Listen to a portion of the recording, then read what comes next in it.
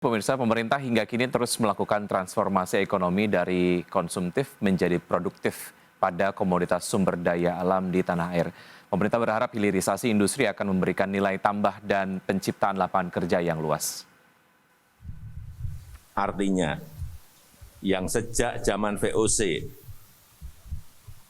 400 tahun yang lalu, kita mengirim bahan-bahan mentah, yang kita kirim bahan mentah, sampai sekarang bahan mentah itu yang harus kita stop. Stop. Nggak bisa lagi, kita nggak dapat apa-apa.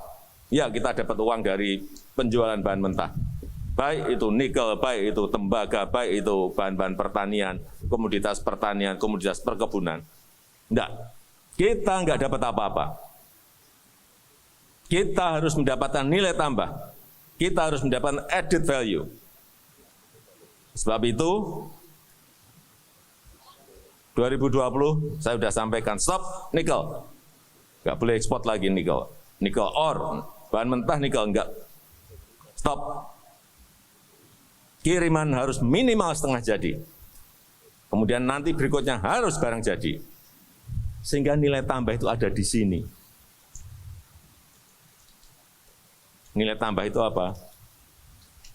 Terbuka lapangan pekerjaan yang gede di Indonesia.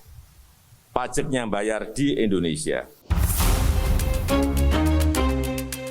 Demikian pernyataan tegas Presiden Joko Widodo terhadap kebijakan hilirisasi sumber daya alam di tanah air, baik dari sektor energi, pertambangan batu bara dan mineral maupun perkebunan. Bahkan sejak tahun 2022, Presiden telah memutuskan untuk menghentikan ekspor bahan mentah nikel. Ekspor nikel harus dalam bentuk produk setengah jadi atau barang jadi, sehingga manfaatnya lebih terasa bagi Indonesia. Sementara itu, permintaan nikel ore dalam negeri diperkirakan akan melonjak tajam menjadi 100 juta ton di tahun 2022 atau naik 30% dibandingkan dengan 2021. Peningkatan seiring dengan beroperasinya 4 perusahaan smelter pengolahan nikel yang akan beroperasi pada tahun ini. Dari Jakarta, Tim Liputan, IDX Channel. Ya, bisa untuk membahas tema kita di paruh kedua di Market Review, apa kabar program hilirisasi industri nikel Indonesia sudah tersambung melalui aplikasi Zoom. Ada Ibu Medi Catherine Lengke, beliau adalah Sekjen Asosiasi Penambang Nikel Indonesia atau APNI. Selamat pagi, Bu Medi.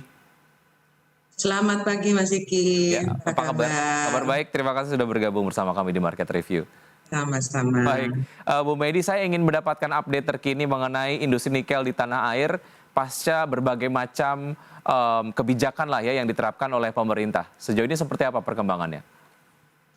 Ya, Mas, sebenarnya kalau sampai hari ini ya kita melihat industri nikel saat ini lagi seksi banget, dan kebetulan juga bulan lalu baru mendapat meteor jatuh ya mungkin kita bilang ya, dengan perkembangan kondisi harga komoditas nikel di London Metal Exchange sekitar bulan Maret kemarin, hampir 5 hari menembus rekor sampai di atas $100.000 per ton, dan tentu saja membawa dampak negatif dan positif buat Indonesia. Dampak positif adalah baru-baru ini di awal bulan kami tetap menggunakan aturan sesuai peraturan pemerintah mengenai harga biji nikel. Namun disayangkan di pihak smelter kan tentu mengalami guncangan yang luar biasa ya. Smelter-smelter yang sudah berdiri yang mengolah bahan baku biji nikel dari kami, tentu mereka saat ini untuk harga internasional kan hanya kurang lebih di bawah $30.000 ya, sedangkan harga saat ini kan di atas $30.000 per ton. Nah, tentu Indonesia harus mensiasati bagaimana problema keadaan smelter yang tentunya mereka merasa kondisi harga untuk harga internasional yang terlalu tinggi mungkin ya. Tapi buat kami ada aturan ya, tentu harus mengikuti aturan untuk bahan baku biji nikel. Ya, jadi kalau berbicara industri saat ini, industri smelter nikel, industri hilirisasi nikel khususnya, kita berbicara smelter dalam negeri khususnya nikel itu yang terbanyak, rekor dari seluruh smelter mineral yang lain. Yang beroperasi. Saat ini Mas sudah berdiri. Betul, saat ini sudah berdiri sampai 27 badan usaha loh, berarti 27 pabrik yang mengolah biji nikel. Itu terbagi dari pirometalurgi dan hidrometalurgi. Pirometalurgi apa sih itu? Itu yang mengolah nickel pig iron. Outputnya adalah nickel pig iron atau ferronikel. Ya. Nah, saat ini sudah berdiri juga 2 pabrik pengolahan biji nikel kadar rendah yang mengolah nikel sulfat, teknologi HPAL, kita bicara hidrometalurgi, menuju ke baterai katoda. Jadi sebentar lagi Indonesia punya produk yang namanya baterai katoda. Saat ini sudah ada di Morowali 1, kemudian ada lagi di Maluku Utara. Nah, di akhir tahun ini juga akan tambah lagi 1 lagi pabrik yang akan mengolah baterai katoda.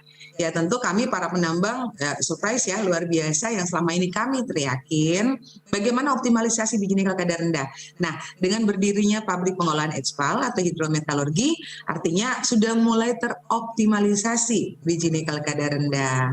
Nah, kami sih tentu support ya, dukungan kepada pemerintah bagaimana pengolahan nikel ini betul-betul berdaya guna, bermanfaat untuk rakyat Indonesia, Mas.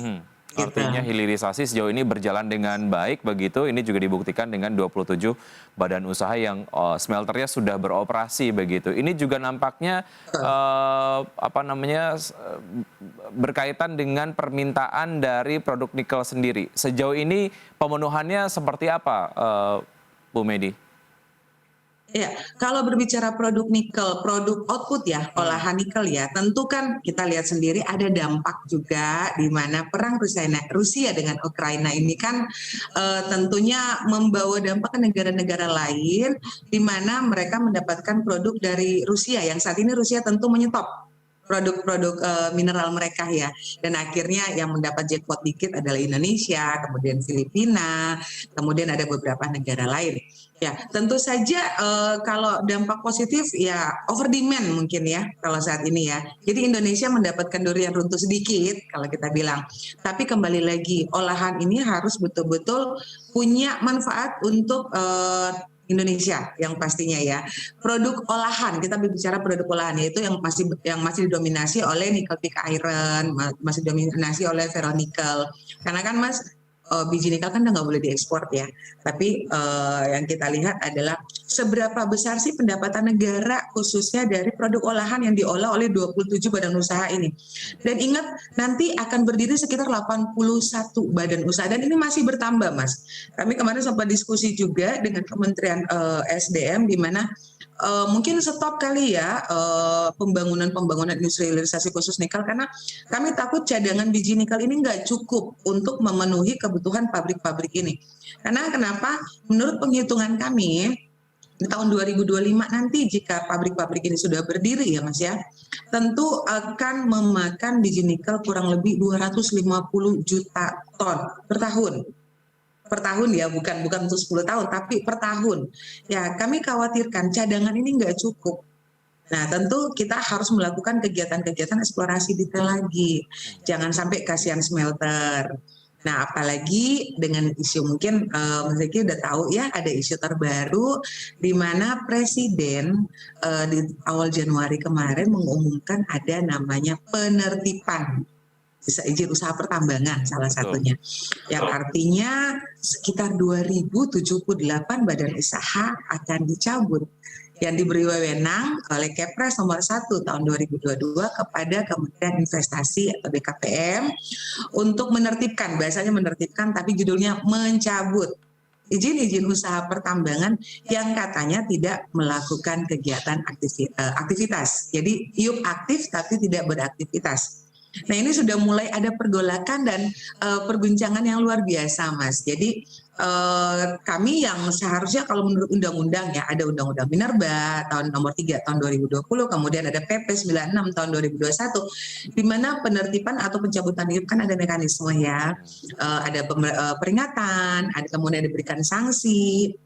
Nah ini kok tiba-tiba kami dapat email, beberapa anggota kami itu nggak ngapa-ngapain tiba-tiba dapat email SK pencabutan. Nah tentu shock banget ya, ini benar-benar di luar dugaan. Ada perusahaan yang sedang melakukan kegiatan produksi masih menunggu persetujuan RKAB, tiba-tiba dapat SK pencabutan. Kemudian ada juga yang sedang membangun industri hilirisasi yang rencananya tahun ini akan berproduksi karena sudah progres 80%, tiba-tiba IUP-nya dapat SK pencabutan. Ya tentu ini menjadi pergolakan bagaimana kepastian hukum, bagaimana jaminan berinvestasi di Indonesia ya. Karena kan tentu kita berbicara investasi, pelaku usaha juga sudah berinvestasi. Bagaimana kajiannya? Dan yang kami takutkan kalau menurut data kami khusus nikel sendiri Mas, itu sudah sekitar 60-an lebih badan usaha yang dicabut. Dari total kalau data sebelum pencabutan itu ada 330-an badan usaha IUP pertambangan biji nikel. Nah kalau ini dicabut habis nanti lama-lama dan akhirnya smelter nanti bahan bakunya dari mana kalau IUP pertambangan ini dicabut. Tidak gitu. bisa diberlakukan tebang rata begitu ya, karena ada kondisi-kondisi yang memang tidak sama begitu, seperti perusahaan yang dalam proses pengajuan dari izin sendiri yang kemudian memakan waktu yang cukup lama, ya memang tidak bisa beroperasi karena izinnya juga belum ada gitu, tapi kemudian mendapatkan email pencabutan izin. Yang lucunya Mas gini, jadi pada saat kami sudah mendapat SK pencabutan ya, karena pencabutan mulai 7 Februari kemarin ya, di saat yang sama, jadi kami sudah dapat nih SK pencabutan salah satu anggota kami. Terus di bulan Maret, tanggal 14 Maret dapat lagi surat peringatan dari Kementerian SDM. Ya, jadi bagi Kementerian SDM, Minar Badan kami masih aktif, tapi bagi Kementerian Investasi kami sudah mati. Nah, inilah yang menjadi kebingungan kami. Kami mau mengadu kemana dan kami mau menginduk kemana? Baik, Yang sudah dicabut atau masih terkait dapat dengan pergolakan ini, temuan ini, Bu Medi? Kita akan lanjutkan usai jeda berikut ini, dan pemirsa tetap di Market Review. Usai jeda kami akan segera kembali.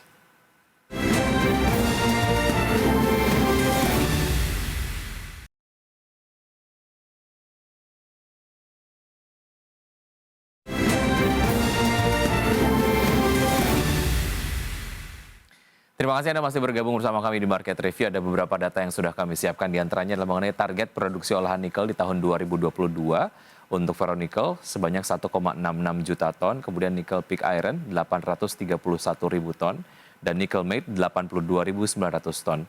Sementara kalau kita kemudian bandingkan dengan tahun 2021 untuk ferronikel 1,58 juta ton, kemudian nikel pig iron 799.600 ton, dan nikel matte 82.300 ton. Dan berikutnya adalah mengenai pembangunan smelter di Indonesia dari rentang waktu 2017 hingga tahun 2021.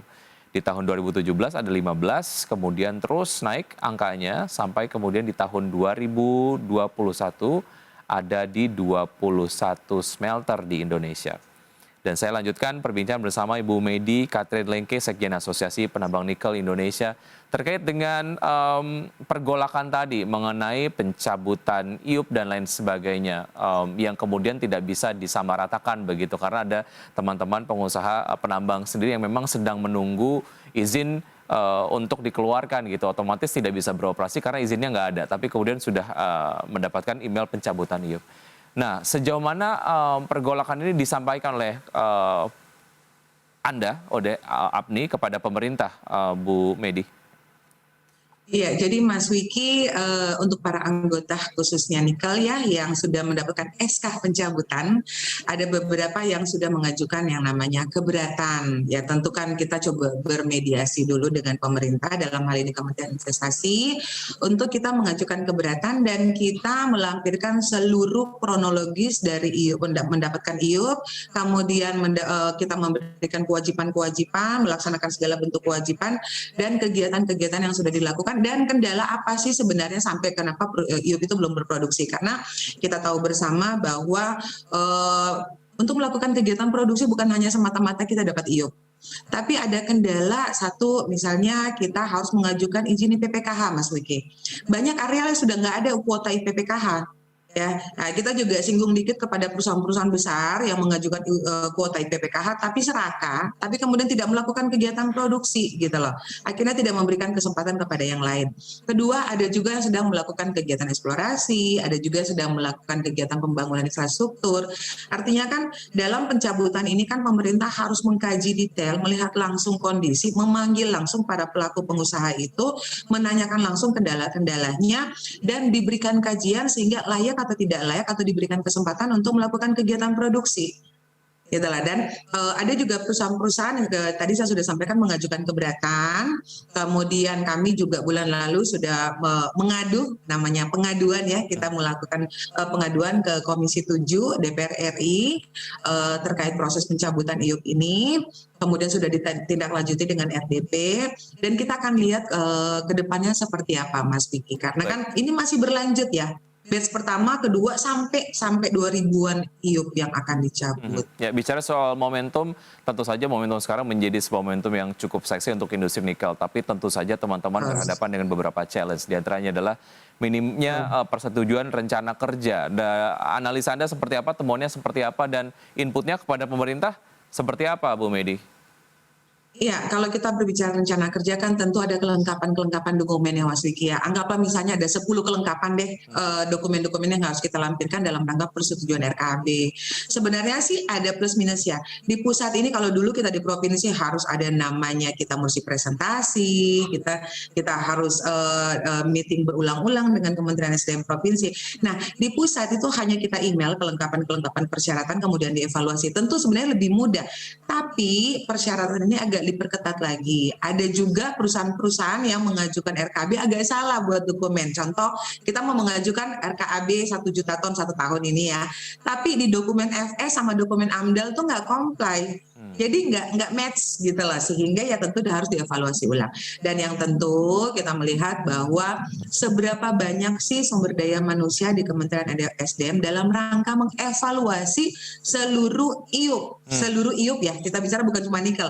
Seluruh IUP se-Indonesia, coba bayangin Mas Vicky, kalau ada 5.000-an IUP semua seruduk ke Kementerian SDM dalam hal Minerba. Kapasitas sumber daya manusia tentu kurang kita bilang. Dan yang kedua adalah pada saat kita mencoba untuk masuk, kan kita sekarang online ya, kita email ya dokumen-dokumen ya. Kebanyakan mental, kebanyakan bukan apa ya, kayak ketolak otomatis gitu loh. Mungkin servernya kepenuhan kali. Nah, itu mungkin yang menjadi bagian dari kementerian besar juga yang tadi terhadap hilirisasi industri nikel di Indonesia terkait dengan minimnya persetujuan rencana kerja ini disebabkan oleh banyak hal yang tadi Anda sampaikan? Ya, tentu kalau kita berbicara demand Mas Vicky ya, kan ada kebutuhan dari pihak industri olahan. Nah, kalau misalnya perhitungan kami nih, tahun lalu kan sekitar 70-an juta ton kebutuhan biji nikel untuk industri olahan. Jadi dari kami nih penambang yang menyuplai ada sekitar 70-an juta ton. Tahun ini kami menghitung hampir 100 juta ton ada kebutuhan, ditambah industri olahan hidrometalurgi yang sudah bertambah ya, sudah mulai memproduksi ya. Jadi kurang lebih sekitar 110 sampai 120 juta ton kebutuhan tahun ini. Nah, kalau persetujuan RKAB yang baru disetujui baru sekitar 50-an sampai 60 juta ton, kasihan industri olahan nikel. Jadinya kan hanya tersuplai sekitar 50%. Itu akan berdampak negatif nantilah. Ya, ada hal lain Kementerian SDM mematok target produksi nikel ya, dan juga turunannya ini lebih tinggi jika dibandingkan dengan tahun 2021. Teman-teman industri melihat ini seperti apa? Apakah siap kemudian untuk memenuhi target yang dipatok itu, Bu Medi? Ya, kalau melihat progres pembangunan Mas Vicky, jadi kan kalau kita mengajukan izin pembangunan itu kan ada progres ya. Jadi tahun pertama, kedua, ketiga, keempat, sampai kelima itu kan ada namanya progres pembangunan. Kita ada namanya kurva S juga ya prosesnya. Nah, ada timelinenya. Tentu pemerintah sudah berhitung jika di tahun sebelumnya 2021 ada sekitar 21 badan usaha yang sudah melakukan kegiatan pengolahan, di tahun 2022 kan bertambah Mas Vicky. Jadi sekitar 27 sampai 30 badan usaha yang melakukan kegiatan produksi. Tentu kan kapasitas produksi juga bertambah. Bukan di pabrik itu masing-masing, tapi penambahan industri olahannya yang bertambah. Tentu output produk untuk nikel, pig iron, ferronikel sampai ke nikel matte, bahkan ke nikel sulfate juga akan bertambah di tahun ini. Ya, walaupun ada beberapa challenge tadi gitu ya, yang kemudian sebisa mungkin terlalui karena jika kemudian izinnya saja tidak kunjung tiba, begitu bagaimana teman-teman bisa menaikkan target produksinya.